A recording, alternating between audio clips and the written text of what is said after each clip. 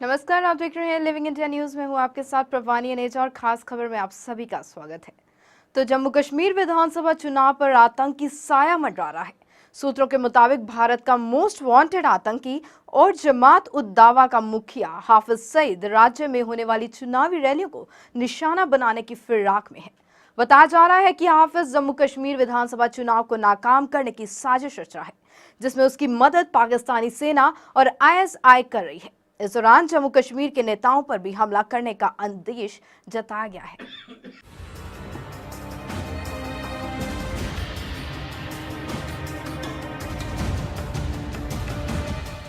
जम्मू कश्मीर विधानसभा चुनाव पर आतंकी साया मंडरा रहा है। सूत्रों के मुताबिक भारत का मोस्ट वांटेड आतंकी और जमात उद दावा का मुखिया हाफिज सईद राज्य में होने वाली चुनावी रैलियों को निशाना बनाने की फिराक में है। बताया जा रहा है कि हाफिज जम्मू कश्मीर विधानसभा चुनाव को नाकाम करने की साजिश रच रहा है, जिसमें उसकी मदद पाकिस्तानी सेना और ISI कर रही है। इस दौरान जम्मू कश्मीर के नेताओं पर भी हमला करने का अंदेशा जताया गया है। सूत्रों के मुताबिक पाकिस्तानी सेना और ISI ने आतंकी सईद को क्षेत्र में अशांति फैलाने के मकसद से तैनात किया है, जिससे जम्मू कश्मीर विधानसभा चुनाव बाधित हो। पाकिस्तानी सेना ने हाफिज को क्षेत्र में आतंक फैलाने का जिम्मा सौंपा है ताकि चुनाव नहीं हो सके। सूत्रों के मुताबिक हाफिज सईद अपने कुछ चुनिंदा लश्कर आतंकियों की मदद से वहां चुनाव से पहले आतंकी गतिविधियों को अंजाम देने की फिराक में है। बताया जा रहा है कि भारत का मोस्ट वांटेड आतंकी और जमात उद दावा का चीफ हाफिज सईद पाक अधिकृत कश्मीर के मुजफ्फराबाद में स्थित एक आतंकी ट्रेनिंग कैंप देखा गया है, जहां वह लड़ाकों को ट्रेनिंग दे रहा है। इंटेलिजेंस ब्यूरो की रिपोर्ट के मुताबिक भारत का मोस्ट वांटेड आतंकी और जमात उद दावा का चीफ हाफिज सईद ने पाकिस्तान अधिकृत कश्मीर के मुजफ्फराबाद में स्थित एक आतंकी ट्रेनिंग कैंप को अपना ऑपरेशन बेस बना लिया है। इंटेलिजेंस के पदासीन सूत्रों ने बताया है कि इस कैंप में सईद के आने का एकमात्र मकसद जम्मू कश्मीर में इस महीने के अंत में होने वाले विधानसभा चुनाव में बाधा उत्पन्न करना है। अगर कश्मीर में सफल चुनाव हो जाता है तो यह पाकिस्तानी सेना के लिए बहुत शर्मिंदगी की बात होगी, क्योंकि पाकिस्तान अंतर्राष्ट्रीय स्तर पर यह कहता रहा है कि कश्मीर की आवाम वहां चुनाव नहीं चाहती और उन्हें जबरदस्ती इस प्रजातांत्रिक प्रक्रिया में शामिल किया जा रहा है। अब हाफिज सईद अपने कुछ चुनिंदा लश्कर आतंकियों की मदद से वहां चुनाव से पहले आतंकी गतिविधियों को अंजाम देने की फिराक में है। Bureau report, living India news.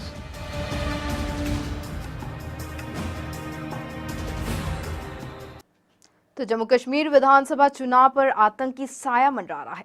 सूत्रों के मुताबिक भारत का मोस्ट वांटेड आतंकी और जमात उद दावा का मुखिया हाफिज सईद राज्य में होने वाली चुनावी रैलियों को निशाना बनाने की फिराक में है। बताया जा रहा है कि हाफिज जम्मू कश्मीर विधानसभा चुनावों को नाकाम करने की साजिश रच रहा है, जिसमें उसकी मदद पाकिस्तानी सेना और ISI कर रही है। इस दौरान जम्मू कश्मीर के नेताओं पर भी हमला करने का अंदेशा जताया गया है।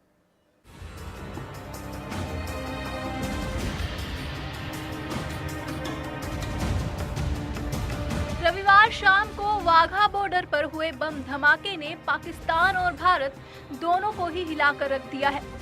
तो वहीं पाकिस्तान ने इस धमाके के बाद इंडिया बॉर्डर पर चौकसी बढ़ा दी है।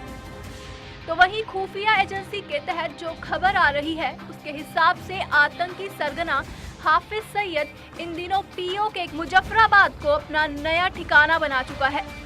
और जो खबरें आ रही हैं उसके हिसाब से मुजफ्फराबाद में एक नया आतंकी ट्रेनिंग कैंप चला रहा है। इंटेलिजेंस सूत्रों के मुताबिक हाफिज सईद बाढ़ में बेघर हुए नवयुवकों को आतंकी ट्रेनिंग कैंप में भर्ती होने का निमंत्रण दे रहा है, क्योंकि कश्मीर में होने वाले चुनावों के मद्देनजर काफी चिंताग्रस्त बात है।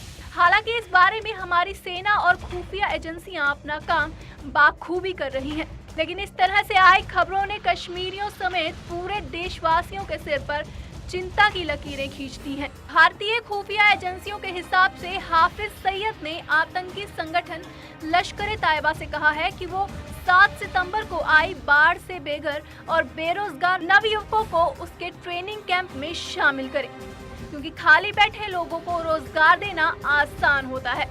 इसीलिए सुरक्षा विशेषज्ञ मेजर जनरल प्रबीर कुमार चक्रवर्ती ने मीडिया से कहा कि कश्मीर में बाढ़ से बेरोजगार हुए युवकों का पुनर्वास जरूरी है।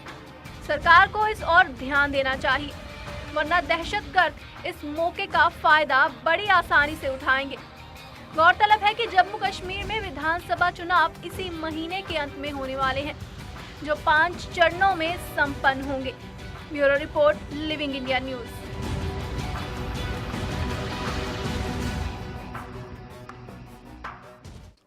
तो इंटेलिजेंस सूत्रों के मुताबिक हाफिज सईद ने बाढ़ में बेघर हुए नवयुवकों को आतंकी ट्रेनिंग कैंप में भर्ती होने का निमंत्रण दे रहा है, जो कि कश्मीर में होने वाले चुनावों के मद्देनजर काफी चिंताग्रस्त बात है। हालांकि इस बारे में हमारी सेना और खुफिया एजेंसियां अपना काम बखूबी कर रही हैं, लेकिन इस तरह से आई खबरों ने कश्मीरियों समेत पूरे देशवासियों के सिर पर चिंता की लकीरें खींची हैं।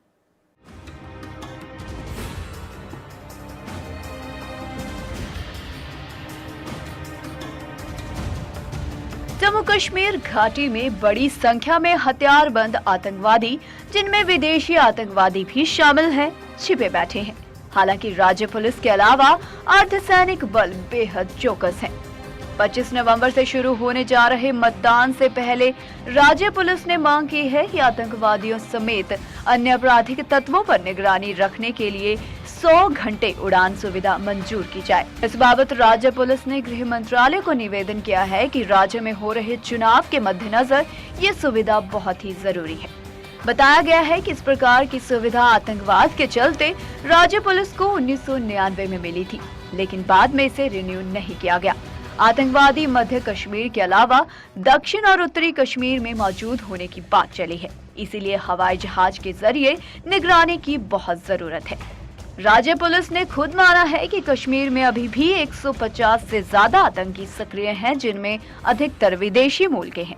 पुलिस का कहना है कि अन्य अर्धसैनिक बलों के साथ इन हालातों की लगातार समीक्षा की जा रही है और सुरक्षा के मामले में वह पूरी तरह से सचेत है।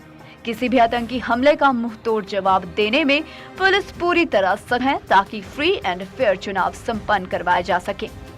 सूत्रों का कहना है कि खुफिया एजेंसियों को ऐसे इनपुट लगातार मिल रहे हैं कि पाकिस्तान से प्रशिक्षित आतंकवादी बड़ी संख्या में घुसपैठ की कोशिश में लगे हैं। इसके अलावा इस प्रकार के भी संदेश पकड़े गए हैं, जिससे साफ पता चलता है कि चुनाव के दौरान आतंकवादी केवल हमले ही नहीं बल्कि नेताओं समेत कुछ खास लोगों का अपहरण भी कर सकते हैं। इसीलिए राज्य पुलिस ने चुनाव लड़ रहे प्रत्याशियों और अन्य विशिष्ट लोगों से साफ तौर पर कहा है कि वे अपनी सुरक्षा को लेकर बेहद चौकस रहें और पुलिस द्वारा जारी हिदायतों का लगातार पालन करें। न्यूज डेस्क से bureau report, living India news.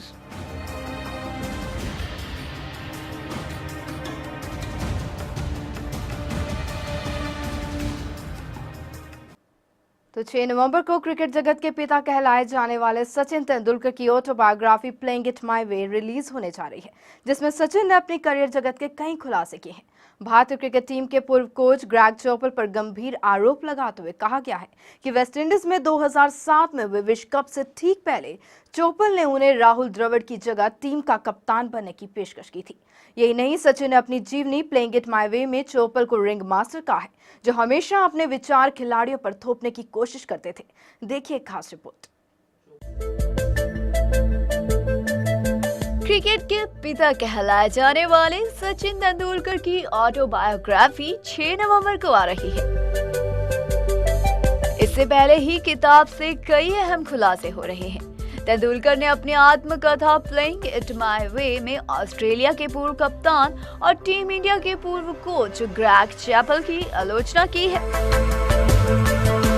जी हां, ऑटोबायोग्राफी में खुलासा हुआ है कि ग्रेग चैपल 2007 वर्ल्ड कप से ठीक पहले राहुल द्रविड़ को हटाकर सचिन तेंदुलकर को कप्तान बनाना चाहते थे। क्रिकेट के भगवान कहे जाने वाले सचिन ने चैपल के बारे में लिखा है कि ग्रेग चैपल टीम के खिलाड़ियों पर अपने विचार थोपते थे। वे चाहते थे कि सभी खिलाड़ी उनके कहे के अनुसार ही काम करें, जबकि उनके फैसलों में कई खामियां थी। सचिन तेंदुलकर ने लिखा है कि चैपल की दादागिरी किसी भी खिलाड़ी को रास नहीं आ रही थी, इससे खिलाड़ियों में विवाद भी बढ़ गया था।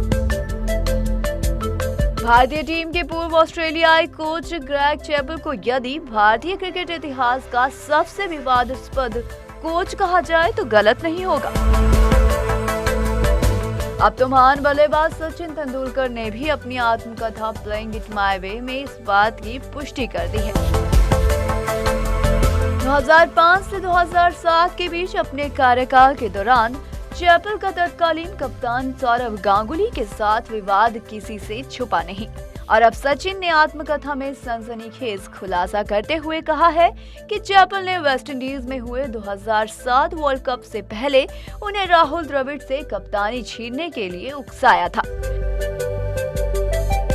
साथ ही उन्होंने सचिन से कहा था कि अगर हम दोनों मिल जाएं तो वर्षों तक भारतीय क्रिकेट पर राज कर सकते हैं। मास्टर ब्लास्टर ने चैपल की कड़ी आलोचना करते हुए उन्हें रिंग मास्टर के जैसा बताया, जिन्हें खिलाड़ियों पर अपनी राय थोपने की आदत थी। सचिन ने 6 नवंबर को रिलीज होने वाली आत्मकथा प्लेइंग इट माय वे में लिखा है कि 2007 वर्ल्ड कप शुरू होने से कुछ समय पहले चैपल उनके घर आए थे और उन्होंने सलाह दी थी कि वे राहुल द्रविड़ से कप्तानी छीन ले। सचिन ने लिखा है कि चैपल ने उनसे कहा था कि वे दोनों मिलकर क्रिकेट पर राज कर सकते हैं। उनकी इस बात को सुनकर सचिन की पत्नी अंजलि भी हैरान रह गई थी और इस बात को सुनकर सचिन खुद भी बहुत हैरान हुए थे कि कोच अपने कप्तान के प्रति कोई सम्मान नहीं दिखा रहे, जबकि कुछ महीनों बाद ही क्रिकेट का सबसे बड़ा टूर्नामेंट शुरू होने वाला था। सचिन ने अपनी ऑटोबायोग्राफी में इस बात का भी जिक्र किया है कि एक मैच में टीम की हार के बाद तो उन्होंने 2 दिन तक खुद को कमरे में भी बंद कर लिया था। बता दें कि तेंदुलकर का बतौर कप्तान रिकॉर्ड अच्छा नहीं रहा है। उन्होंने 1996 से 2000 तक 25 टेस्ट मैचों में भारत की कप्तानी की, जिनमें 9 में हार और 4 में जीत मिली थी। बाकी मैच ड्रॉ रहे थे। सचिन ने अपनी ऑटोबायोग्राफी में कोच ग्रेग चैपल के बारे में लिखा है कि वह वर्ल्ड कप 2007 से कुछ समय पहले ही बहुत बड़ा बदलाव करना चाहते थे।